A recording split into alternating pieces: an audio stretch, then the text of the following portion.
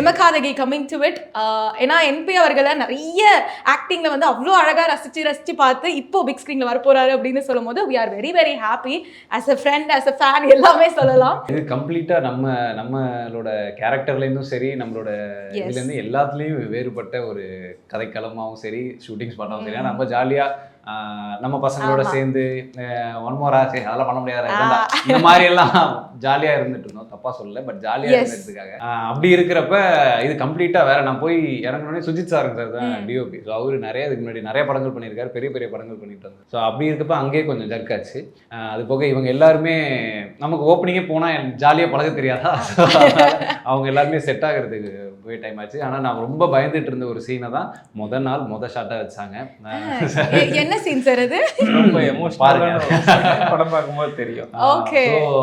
நான் போன என்ன இது செட்டாங்க அப்படின்னு அந்த பயம் இருந்துச்சு. அது பண்ணி முடிச்சதுக்கு அப்புறம் எனக்கு பயங்கரமா செட் ஆயிடுச்சு.